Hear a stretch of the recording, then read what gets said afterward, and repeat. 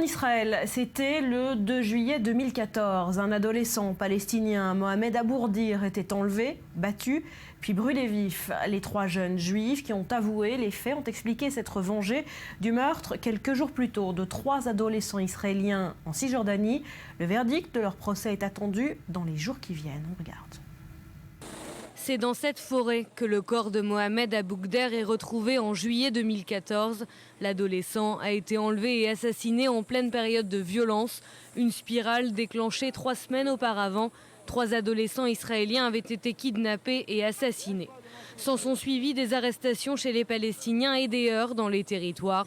Après la découverte des corps des 3 adolescents, certains appels à la vengeance avaient été entendus parmi les Israéliens.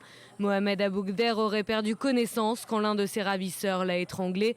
Il a ensuite été conduit dans un bois et il aurait été frappé à la tête avec un pied de biche, ensuite aspergé d'essence et brûlé vif. Le 30 novembre dernier, 3 accusés ont été reconnus coupables de l'enlèvement et du meurtre de l'adolescent. La justice avait décidé de se laisser du temps pour se prononcer sur l'état mental de l'un d'entre eux, Youssef Rahim Ben David, seul majeur au moment des faits. À cette époque, les tirs de roquettes du Hamas sur Israël et les raids israéliens sur la bande de Gaza se sont multipliés. Peu de temps après, la guerre était déclenchée entre Israël et le Hamas à Gaza. Et puis c'est dans la plus grande discrétion que le terroriste de Tel Aviv, de cette fusillade de Dizengoff, a été inhumé cette nuit. Son corps a été restitué à sa famille au dernier moment pour éviter de faire de ses obsèques une démonstration de soutien au terrorisme. En voici quelques images. Voilà, inhumation en toute discrétion cette nuit. Mathias, vous nous en dites un peu plus. Oui, un enterrement qui s'est déroulé en pleine nuit, en catimini, avec quasiment 40 personnes seulement autour de c'est-à-dire les parents de Nechal Malchem, mais également les oncles, les grands-parents. C'est une grande famille, les Malchem, dans ce village, dans cette ville de Harara, dans le nord d'Israël. Alors effectivement, quelques heures à peine après avoir reçu la dépouille de leur fils, en tout cas.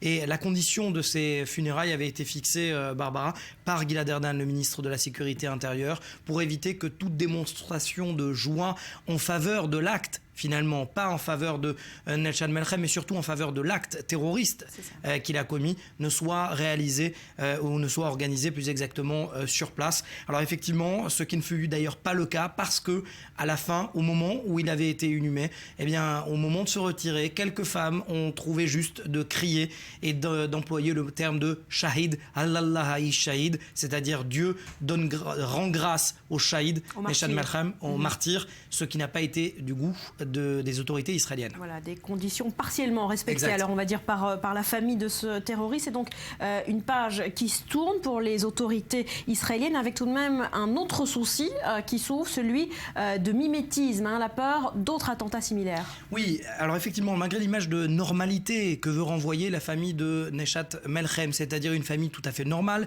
qui travaille, le père est volontaire dans les services de police. Effectivement, on est en droit de se poser des questions, notamment après ces cris de martyrs, de shahid, de savoir si finalement il va avoir un effet de mimétisme. On le sait déjà sur la toile, sur Facebook, sur les réseaux sociaux. Il y a déjà des appels en ce sens, d'appeler certains jeunes de 16 à 18 ans finalement de faire exactement comme l'a fait Nechal Malchem, c'est-à-dire prendre tout simplement une arme et de commettre un attentat. Pour l'instant, l'enquête n'est pas terminée.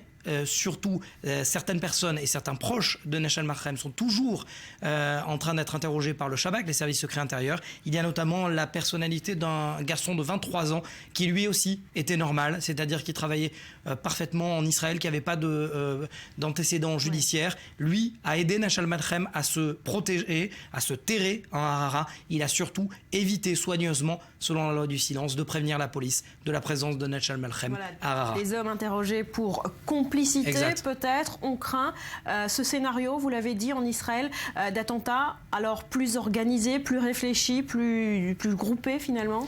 Soit plus groupés parce qu'il y aurait un effet de masse, c'est-à-dire que les Arabes israéliens, comme Nechal Malchem, qui n'avait finalement... Alors, effectivement, lui avait des antécédents judiciaires et des antécédents psychiatriques. Mais auquel cas, d'autres Arabes israéliens, voyant tout à fait, ayant la possibilité d'avoir une carte bleue, ils l'ont, la carte bleue, la carte d'identité, israélienne, qui leur permet de voyager dans tout Israël sans aucun problème.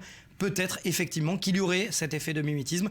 C'est exactement ce travail qu'est en train de réaliser le Shabak, parce que le Shabak est très fort, que ce soit à Gaza ou dans les territoires sous contrôle palestinien. Il est un peu moins dans une population qui est totalement libre de mouvement. Les Arabes israéliens dans l'œil du cyclone. Merci Mathias pour ces précisions.